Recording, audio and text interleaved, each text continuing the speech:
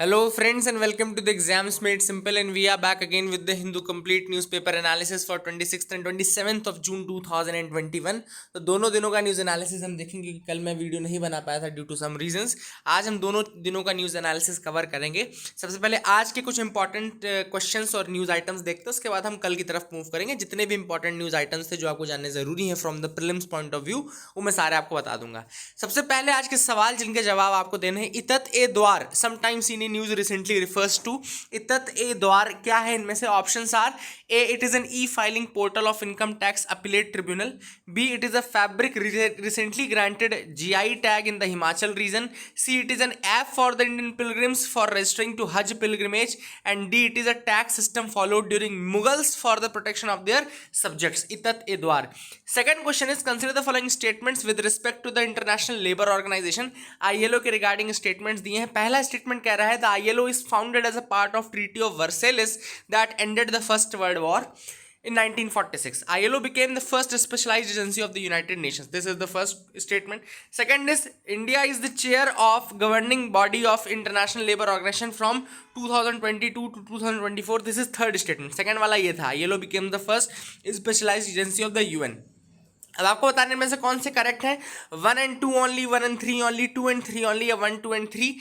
तीसरा सवाल है Vandana Agarwal committee. Vandana Agarwal committee sometimes in news recently is constituted recently for which of the following purpose. इनमें से कौन से पर्पस को सॉल्व करने के लिए वंदना अग्रवाल कमेटी बनाई गई है? Options are: A, to look into the issues pertaining to India's capital good sector; B, to examine global best practices in ship financing and leasing; C, to look into the feasibility of following life insurers to offer indemnity based health policies; and D, to advise SEBI on measures required for transparency and simplification in the mutual fund regulations। तो वंदना Agarwal committee recently बनी है किसके लिए? These are the three questions for you. Please do try to answer these questions in the comment section below. इनके answers करने की कोशिश करिएगा, ठीक है ना। मैप मैं आज आपको पहले बता देता हूं, तो आज का मैप देख लेते हैं। तो आज का जो मैप मैंने लिया है वो ग्रीस का लिया है। ग्रीस का मैप आपको दिख रहा होगा। एंड ग्रीस पहले हम देखेंगे कहाँ कहाँ किस किस कंट्री को टच करता है, उसके बाद हम देखेंगे कि उसकी कौन से वाटर बॉडीज हैं, कौन सी इंपॉर्टेंट लोकेशन है ग्रीस के अंतर्गत। तो ये ग्रीस का जो आपको क्रीम लेयर में पोर्शन दिख रहा है, दिस इज द ग्रीस। यहाँ पे आप देख सकते हैं। क्यों मैं ग्रीस का मैप बता रहा हूँ? क्योंकि रिसेंटली इंडिया की ग्रीस से बातचीत हुई है, प्लस ग्रीस, टर्की और साइप्रस, जो ये तीनों कंट्रीज हैं, ये भी एक साथ न्यूज़ में रही हैं, तो इसके बारे में थोड़ा सा जानना जरूरी है। तो ये ग्रीस आपको दिख रहा है। ऊपर कौन कौन सी कंट्रीज देखो टच हो रही है, पहले मैं आपको दिखा देता हूं। तो यहाँ पे देखो, तो जैसे Albania, Albania is the part which is touching, यहाँ पे देखो फायरोम यहाँ पे दिख रहा है आपको। देन आपको ये बुल्गारिया दिख रहा है, this is the part of Bulgaria, याद रखिएगा बुल्गारिया। देन ये टर्की वाला portion, these are the countries that surround. ये पहले आपको थोड़ा बहुत याद रखना है, ठीक है ना। फिर नीचे अगर आप देखें, यहाँ पे दो इंपॉर्टेंट सीज यहाँ पे दिख रहे हैं आपको। एक यहाँ पे वाटर बॉडी है आयनियन सी नाम की, यहाँ आयनियन सी आपको दिख रहा होगा, और ये आपको एजियन सी दिख रहा होगा, ठीक है ना। एजियन सी एंड आयनियन सी। तो कुल मिलाकर के ये भी याद रखना कि ये जो आयनियन सी है और इधर एजियन सी है, इन दोनों के बीच में लाई करता है ग्रीस, ठीक है।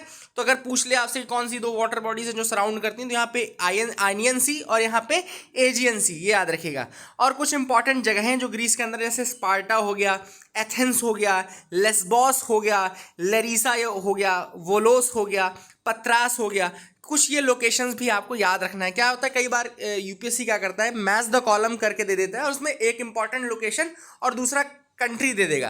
तो या तो मैच करने के लिए दे देगा, या which of the following are correctly matched. तो कोई भी दोनों तरीके के क्वेश्चन पॉसिबल है।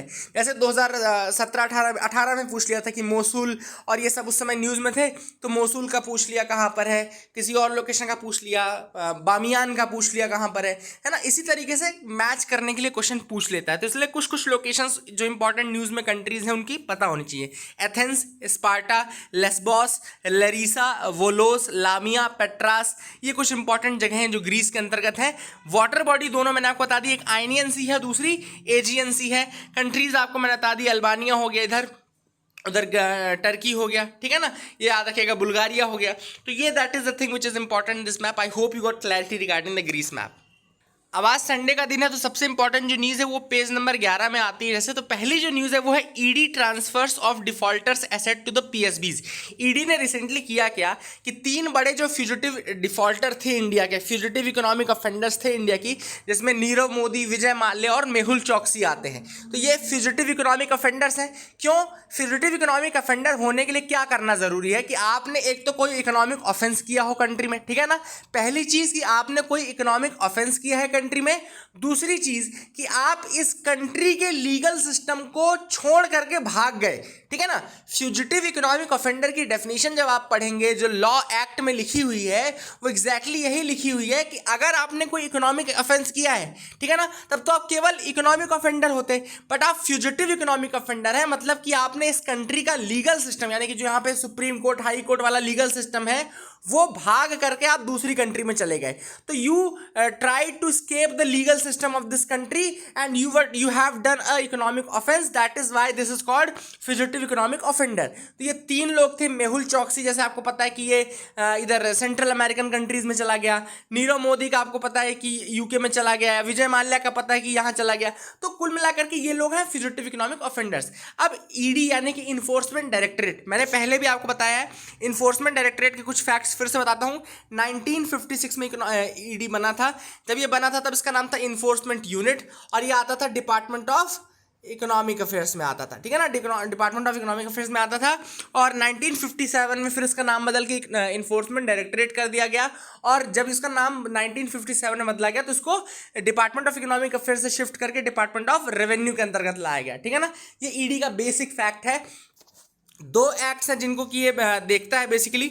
वो 2 एक्ट कौन कौन से हैं? पहला है फेमा एक्ट है, यानी कि आपका फॉरेन एक्सचेंज मैनेजमेंट एक्ट है।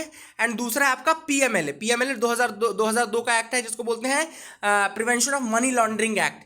अब फेमा जो है वो आपको सिविल लॉ है basically. FEMA is the civil law and PMLA जो है वो क्रिमिनल लॉ है। ये भी डिफरेंशिएट याद रखेगा कि फेमा जो है वो आपका सिविल लॉ है और पीएमएलए जो है वो क्रिमिनल लॉ है। वहाँ पे क्रिमिनल पनिशमेंट का भी प्रोविजन है, ठीक है ना।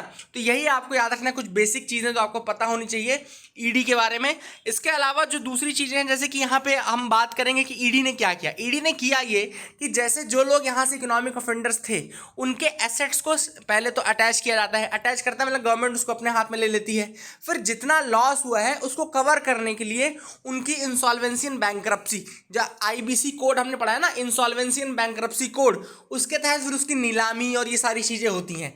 और उससे जो पैसा मिलता है फिर वहाँ से ट्राई किया जाता है कि जो आपके फाइनेंशियल एंड ऑपरेशनल क्रेडिटर्स थे जिनसे लोन लिया होगा इन ऑफेंडर्स ने और भाग गए, नहीं चुकाने, लोन नहीं चुकाया, भाग गए, उनको फिर वो पैसा दिया जाता है। तो वही लिखा है कि इन्फोर्समेंट डायरेक्टरेट ने इन तीनों से लगभग 18,170 करोड़ की एसेट जो है उनको अटैच किया है, ठीक है ना, इन तीनों फ्यूजिटिव बिजनेसमैन के। एंड इसके बाद अब ये पीएसबी यानी कि पब्लिक सेक्टर बैंक को ये पैसा दे रहे हैं, ठीक है। दूसरी चीज़ जो ऑथर पूछ रहा है इस न्यूज़ एनालिसिस में वो ये है कि क्या ये जो रिकवर्ड मनी है बैंक्स को हेल्प करेगी? बिल्कुल करेगी। ऑब्वियस सी बात है, अगर आप बैंक्स में लिक्विडिटी इन्फ्यूजन करोगे तो उसको बैंक्स के लिए मदद मिलेगी, है ना। बैंक्स का जो एनपीए था वो डिक्रीज होगा, बैंक का जो लॉस एसेट था वो डिक्रीज होगा, बैंक्स की बैलेंस शीट थोड़ा और अच्छी हो जाएगी, ठीक है ना, उनके एक तरीके से एसेट्स बढ़ जाएंगे। तो कुल मिलाकर के इससे बैंक्स को फायदा होगा, बिल्कुल होगा। That is a definite thing that will happen. अगली चीज जो ऑथर ने बोला है कि आगे क्या इश्यूज आ सकते हैं। आगे इशू ये आ सकते हैं कि जो एक्चुअल वैल्यू है एसेट्स की, क्या वो रियलाइज हो पाएगी या नहीं। देखो ऑथर का ये कहना है कि वो डाउटफुल है, क्योंकि अभी जो रियलाइज हुआ है एसेट की वर्थ वो हुआ है इसलिए क्योंकि विजय माल्या का जो यूनाइटेड ब्रेवरीज होल्डिंग लिमिटेड यूबीएचएल था उसको बेचा गया था, ठीक है ना। लेकिन बाकी जो एसेट्स हैं वो इतने लिक्रेटिव नहीं है। क्या होता है, देखो आपने अटैच तो कर लिया, मान लो आपने किसी का सपोज आपने किसी बहुत बड़े आदमी का कोई कप ले लिया, ठीक है। अब उसकी वैल्यू कुछ लोग बहुत ज़्यादा करेंगे, बट सपोज उसी आदमी का आपने कोई नॉर्मल सा रुमाल ले लिया हो तो रुमाल की इतनी वैल्यू नहीं होगी जितनी कप की होगी, ठीक है ना। कुल मिलाकर के मैं बोल रहा हूँ आपको कि एक चीज़ की वैल्यू ज़्यादा होती है, दूसरी चीज़ की वैल्यू कम होती है। तो हो सकता है एक में जितना रियलाइज हुआ है वो दूसरे में इतना रियलाइज ना हो पाए। That is the thing which author says कि हो सकता है रिकवरी इतनी ज़्यादा ना रहे। इसके बाद ऑथर ने ये कहा है जैसे कि जो लॉसेस हैं बहुत ज़्यादा हैं और रिकवरी हो सकता है जब हो तो कुछ कम वैल्यू उससे प्राप्त हो, तो हमको ऐसा नहीं कर पाएंगे कि हम कि पूरा लॉस कवर कर लें, तो पूरा लॉस कवर करने के लिए ये एसेट्स कम पड़ सकते हैं। That is the thing which author says. इसके अलावा ऑथर ने पूछा कि जो नया डेट रिजोल्यूशन का रिजीम है क्या वो रोबस्ट है, तो ऑथर सेज दैट कि despite laws such as the IBC यानी कि insolvency and bankruptcy code 2016, recovery of dues from the defaulters remain a prolonged process for banks as courts are burdened with cases. Author ने कहा कि law बहुत अच्छा है, no doubt बहुत अच्छा है, लेकिन अब लॉ के अंतर्गत कर कौन रहा है भाई? ट्रिब्यूनल कर रहा है, कोई एनसीएलटी जैसे कर रहा है यानी कि अपना नेशनल कंपनी लॉ ट्रिब्यूनल कर रही है, या फिर आपका डीआरटी यानी कि डेट रिकवरी ट्रिब्यूनल कर रहा है, बट ये सारे भी केसेस से ओवरबर्डन है। कोई एक या दो या तीन केस नहीं, इनके पास बहुत सारे केसेस हैं। ऑथर सेज कि जब तक जुडिशरी ओवरबर्डन विद केस रहेगी तब तक ये रेजोल्यूशन प्रोसेस टाइम टेकिंग बनी रहेगी, it will remain a time taking process. Therefore हमको करने की क्या जरूरत है कि प्रॉपर बेंचेस रहें, प्रॉपर आप इनकी वैकेंसीज फिलअप करें और प्रॉपर ऐसे लोग हों जो इसको रिजॉल्व कर सकें, otherwise it will take longer time, it will take much longer time than that, and ये चलती रहेगी process. So that is what author is saying in this news article. अगला हम देखते हैं जेट एयरवेज का रिवाइवल। तो अब जेट एयरवेज ने अपने ऑपरेशन 2019 में बंद कर दिए थे। Jet Airways shut down halted it's operations in 2019। अब क्या है, इसको नए ओनर्स मिल गए हैं, दो नए ओनर्स मिले हैं, एक तो UAE based businessman Murari Lal Jalan और दूसरा UK based Kalrock Capital, ठीक है ना। तो यूके और यूएई का मिक्सचर है जो कि अब ये जेट एयरवेज को रन करने के लिए आ रहा है। एनसीएलटी ने इनको परमिशन दे दी है कि ठीक है आप रन करिए।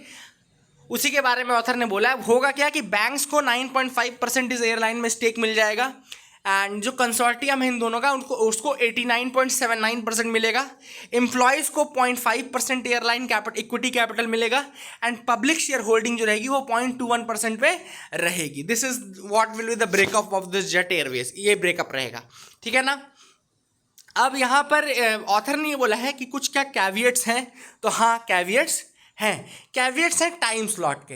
ऑथर कह रहा है जेट एयरवेज क्या है, जो पहले जो टाइम स्लॉट्स, अब क्या हुआ रिसेंटली रूल चेंज हुआ और कुछ कुछ टाइम स्लॉट्स अलॉट किए गए, ठीक है ना, गवर्नमेंट द्वारा टाइम स्लॉट्स अलॉट किए गए। तो पहले तो ये टेम्प्रेरी प्रोसेस थी, बट फिर ऑब्वियस बात है इंडिया में कोई चीज़ अगर एक बार हो जाती है तो फिर वो लॉ बन जाती है। तो अब ये ऑथर ने बोला कि कैविएट ये है कि क्या जेट एयरवेज को उसके लिक्विडेटिव टाइम स्लॉट्स मिल पाएंगे ऑपरेशंस के लिए या नहीं मिल पाएंगे, ठीक है ना। तो उनके लिए जो एयरपोर्ट अथॉरिटी ऑफ इंडिया है उसने ये कहा है कि हाँ आपको 15 टाइम स्लॉट्स देंगे, बट जो बेस्ट टाइम स्लॉट्स हैं वो क्या वो जेट एयरवेज को मिल पाएंगे या नहीं, that remains a big question, that is the major question here, ठीक है ना। तो that is the thing which author says कि थोड़ा कैविएट्स हैं यहाँ पे। दूसरा जो इशू है वो ये है कि कोविड-19 के बाद जो लोग ट्रांसपोर्ट सेक्टर था वो ऑलरेडी डिक्लाइन पे चल रहा था। अगर आपने कोविड-19 के बाद देखा हो तो लोग ट्रेन में, लोग प्लेन में, कहीं पे सफ़र करने से थोड़ा डरते हैं, है ना। तो ऑथर से इसकी रिकवरी का जो प्लान है वो तो अच्छा है, आपने प्लान बनाया, लेकिन ये टाइम जो है that is not very conducive, ये टाइम बहुत अच्छा नहीं है, इसलिए हो सकता है कि यहाँ पर थोड़ा जेट एयरवेज को रिवाइवल में तकलीफ फेस करनी पड़े। This is what the author says in this article. I hope you got clarity regarding both of these. अगली जो हम पढ़ेंगे न्यूज़ वो है clues from the meteorite to earth's mantle. अब यहाँ पे पहले तो मैं आपको तीन चीज़ों में डिफ्रेंशिएट करना चाहता हूँ। एक होता है मीटियोर, एक होता है मीटियोरॉइड, एक होता है मीटियोराइट। तो मीटियोरॉइड क्या होता है, जब तक कोई चीज़, मतलब कि यहाँ पे मीटियोराइट, देखो तीनों चीज़ों में अंतर क्या है कि एक चीज़ जो है वो स्पेस में है, first thing is in the space, जब तक वो स्पेस में है। फिर दूसरी चीज़ है कि जब वो अर्थ के एटमॉस्फेयर में इंटर कर गया, ठीक है ना। तीसरी चीज़ है जब वो अर्थ के सरफेस पे गिर गया। तो मतलब जब वो अर्थ के सरफेस पे गिर जाता है ना, ये जो कोई भी हेवनली बॉडी है या एक्स्ट्रा टेरेस्ट्रियल बॉडी है, जब वो अर्थ के सरफेस पे लैंड कर जाए या गिर जाए तो उसको वो मीटियोराइट कहलाता है, that is known as the meteorite. Otherwise अगर वो नीचे नहीं गिरा है तो उसको मीटियोराइट नहीं बोलेंगे, ठीक है ना। That is the thing which you should remember. Space में है तो मीटियोराइट बोलेंगे, एटमॉस्फेयर में इंटर कर गया लेकिन जल गया तो मीटियोर बोलेंगे, लेकिन नीचे अगर गिर गया तो फिर उसको मीटियोराइट बोलेंगे, ठीक है ना। That is the thing which you should remember. अब यहाँ पे 2015 में एक नवंबर 13 2015 में एक मीटियोराइट गिरा था कमारा गांव असम में, ठीक है ना, याद रखिएगा। कामरा गांव असम में एक मीटियोराइट गिरा था 13 नवंबर 2015 को, एंड ये असम में कामरा गांव, याद रखिएगा पूछ लेता है, अगर मान लो कि क्यों न्यूज़ में था तो मीटेरॉइड गिरा था यहाँ पे, ये सब याद रखिएगा। तो उसका मिनरल कंपोजिशन जो है उसको क्लासीफाई किया गया है रिसेंटली। उसका जो मिनरल कंपोजिशन है उसको क्लासीफाई किया गया है कॉन्ड्राइट, याद रखिएगा, it is a chondrite.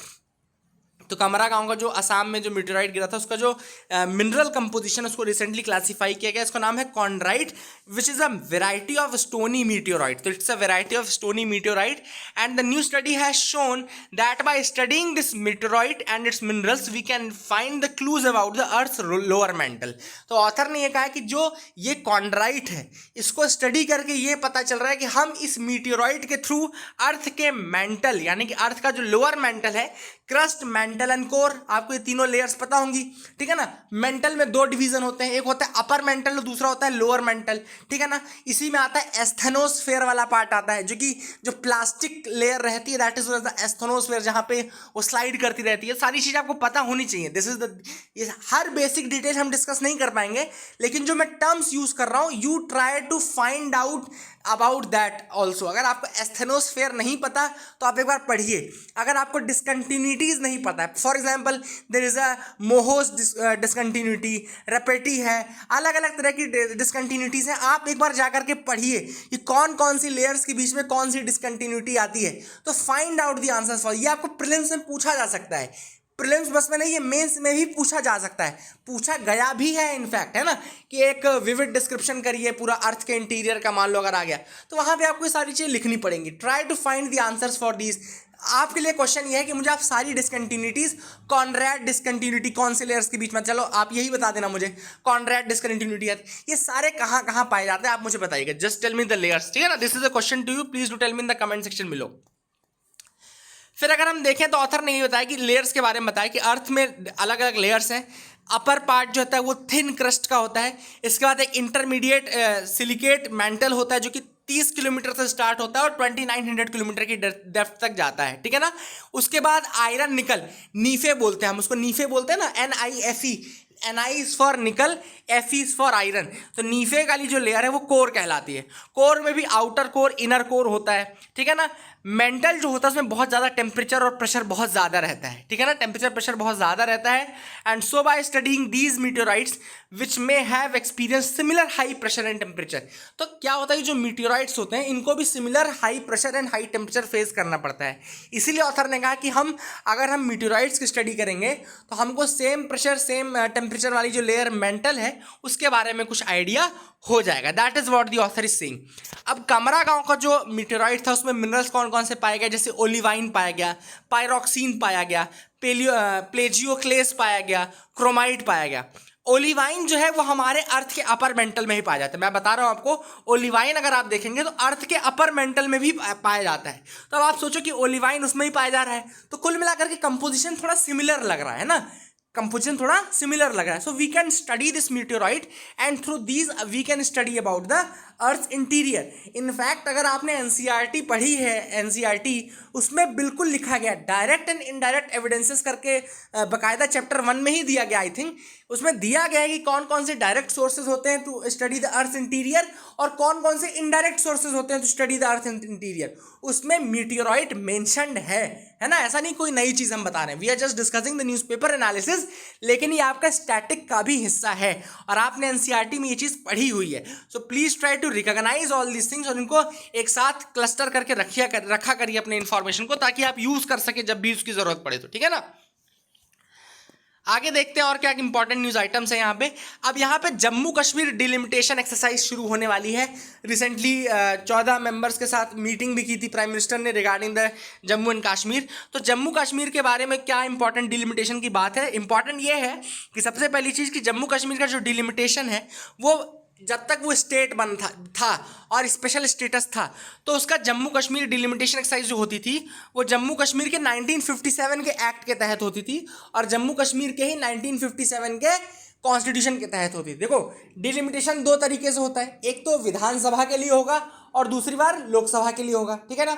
Lok Sabha का जो डिलिमिटेशन था जम्मू कश्मीर का वो सेंट्रल के डिलिमिटेशन के थ्रू होता था। ओके, याद रखिएगा, जम्मू कश्मीर का जो लोकसभा सीट्स के लिए डिलिमिटेशन होता है वो होता है सेंट्रल डिलिमिटेशन कमीशन के थ्रू, लेकिन जो स्टेट यानी कि विधानसभा के लिए होता है डिलिमिटेशन वो होता है आपका स्टेट के 1957 के कॉन्स्टिट्यूशन के तहत और स्टेट के 1957 के ही डिलिमिटेशन एक्ट के तहत, ठीक है ना। याद रखिएगा लास्ट टाइम जब इसका डिलिमिटेशन हुआ था तो ये 1994-95 में हुआ था। याद रखिएगा डिलिमिटेशन जो लास्ट टाइम जम्मू कश्मीर का हुआ था वो 94-95 में हुआ था और तब इसकी जो असेंबली सीट्स थी वो 76 से बढ़ा करके 87 की गई थी, ठीक है।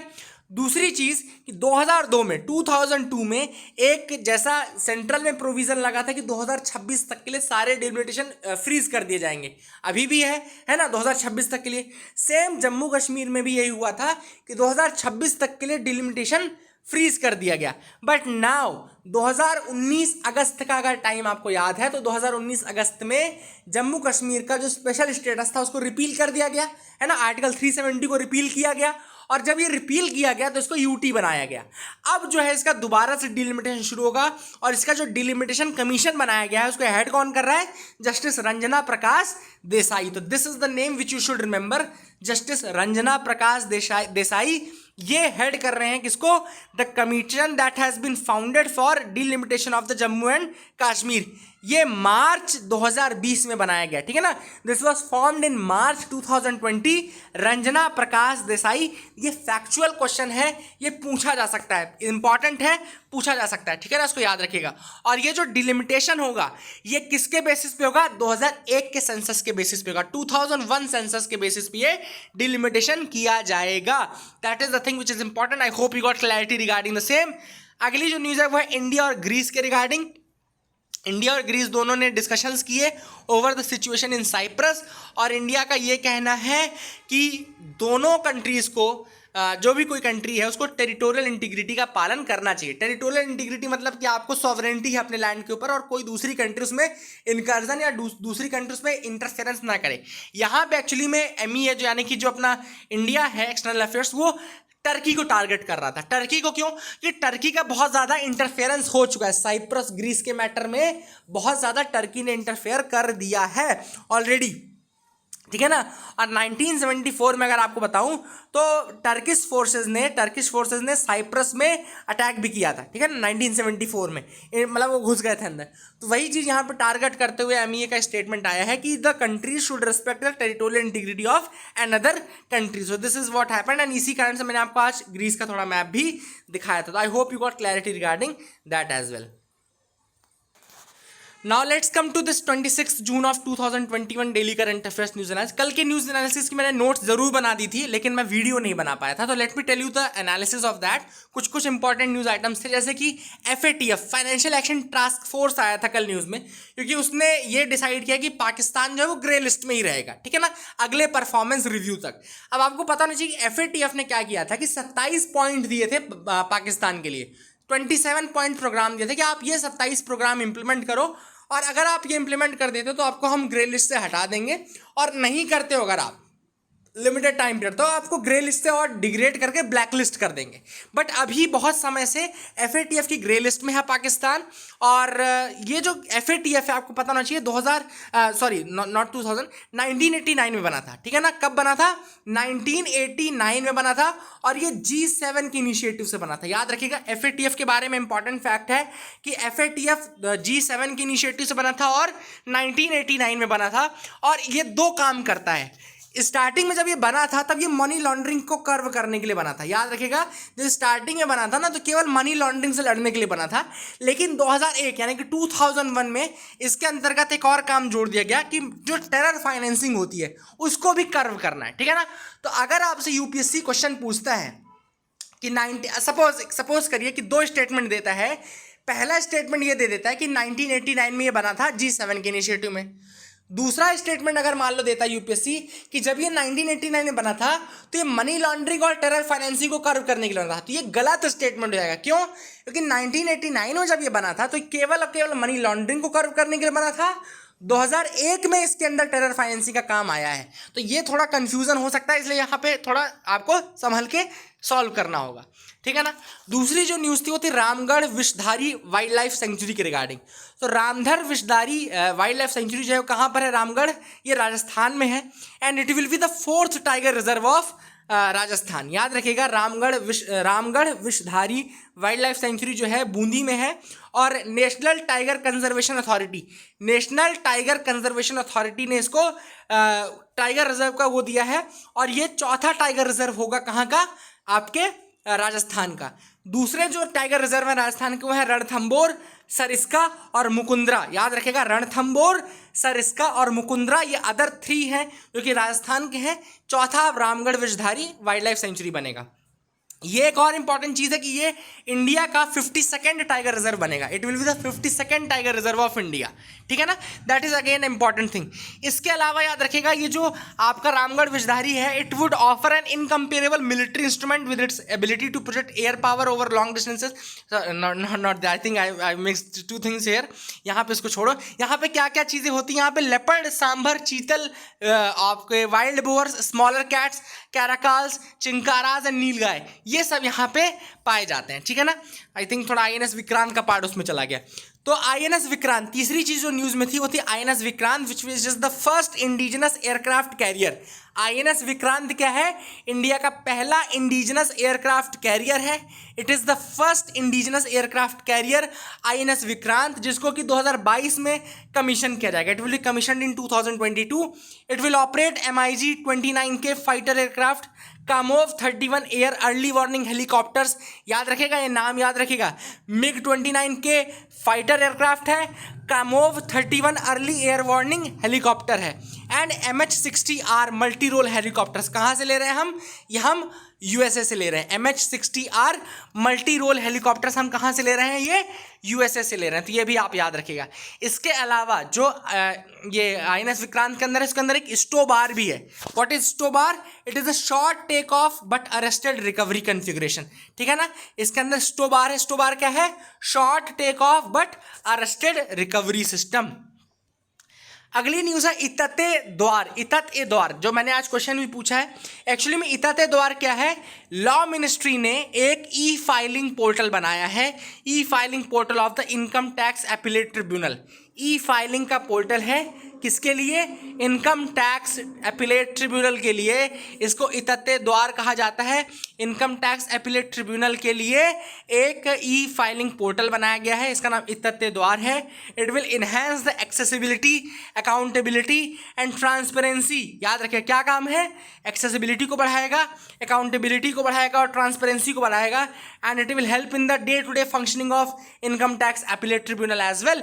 ईज ऑफ डूइंग, मतलब एक तरीके से work, ease of doing work है, not business, ease of doing work. Good governance को प्रमोट करेगा, ट्रांसपेरेंसी को प्रमोट करेगा, क्रेडिबिलिटी को इंक्रीज करेगा, हैसल्स को कम करेगा, कंबरसम प्रोसेस को इजी बनाएगा। ये सारे इसके अलग अलग फीचर्स हैं। What is ambergris? एम्बरग्रिस क्या है? तो रिसेंटली अभी हुआ है कि Mumbai police has arrested 5 persons who were trying to sell ambergris और वेल वॉमिट। एम्बरग्रिस क्या है? वेल वॉमिट बोलते हैं इसको। Ambergris is French for grey amber. It is generally referred to as whale vomit. It is a solid waxy substance that floats around the surface of the water body and at times settles on the coast. ठीक है ना, याद रखिएगा। A sperm whale eats several thousand squid bakes a day. Occasionally, a beak makes its way to the whale's stomach and into its looping convoluted intestine, where it becomes ambergris. तो इसके जो intestine है वहाँ पर ये ambergris बन जाता है और फिर वो एक्सक्रीट करता है वेल, ठीक है ना। एम्बरग्रिस एक्सक्रीट करता है। एम्बरग्रिस वैल्यूएबल है क्या? हाँ, ये वैल्यूएबल है। इसको फ्लोटिंग गोल्ड भी कहा जाता है। एम्बरग्रिस को फ्लोटिंग गोल्ड भी कहा जाता है, वेल वॉमिट भी कहा जाता है। और इसकी वर्थ है कि अगर 1 kg एम्बरग्रिस है उसकी वैल्यू 1 करोड़ होगी इंटरनेशनल मार्केट में। 1 kg of ambergris is worth 1 crore of rupees international market, ठीक है ना। और इसका यूज कहाँ पर है? इसका यूज परफ्यूम मार्केट में है, for creating fragrances like Musk. याद रखेगा, इसका यूज कहाँ पर है? परफ्यूम मार्केट में है, टू क्रिएट मस्क। दुबई के मार्केट में तो बहुत वैल्यू इसकी, इजिप्ट के मार्केट में बहुत वैल्यू है। प्लस इसका यूज ट्रेडिशनल मेडिसिन में भी किया जाता है। Ambergris is used in traditional medicine as well. इसको याद रखिएगा। एंड एम्बरग्रिस का जो है स्मगलिंग काफ़ी ज़्यादा होता है, इस कारण से यहाँ पे पनिशमेंट का प्रोविजन किया गया है, तो याद रखिएगा। ब्लैक सी न्यूज़ में क्यों था, मैंने बताया था कि आपको रशिया ने ब्रिटेन को एक्यूज़ किया है कि वहाँ पर वॉरशिप कन्फ्रंटेशन हो रहा है इन द ब्लैक सी, ठीक है ना। HMS डिफेंडर आपको केस याद होगा जो मैंने आपको बताया था। तो ब्लैक सी के ऊपर एक इशू चल रहा है यूके यानी कि ब्रिटेन का विद रशिया, क्योंकि रशिया ने ऑलरेडी आपको पता होगा कि यहाँ पे क्रीमिया और यूक्रेन वाला पार्ट जो उसको कैप्चर करके रखा है। सेवास्टोपोल मैंने आपको बताया था, Sevastopol is the port there, उसको कैप्चर करके रखा है। एंड यहाँ पर बहुत सारे नेटो मेंबर्स भी, जिसमें टर्की, ग्रीस, रोमानिया, बुल्गारिया, ये सब आते हैं, ठीक है ना। एंड काफ़ी फ्रिक्वेंट विजिट्स होती रहती है यूक्रेन वाले रीजन में, तो ब्लैक सी का याद रखिएगा। एंड ब्लैक सी को बॉर्डर कौन कौन सी कंट्रीज करती हैं फिर बताता हूँ, Bulgaria, Georgia, Romania, Russia, Turkey and Ukraine, ये कंट्रीज उसको बॉर्डर करती हैं। तो I hope you got clarity regarding that. तो that is it for the day friends. I hope आपको ये एम्बरग्रिस, इतत्ते द्वार, विक्रांत और रामगढ़ और फाइनेंशियल एक्शन टास्क फोर्स कल की न्यूज़ एनालिसिस मिल गया होगा। That is it for the day. Keep loving us, keep sharing us. Thank you, have a nice day.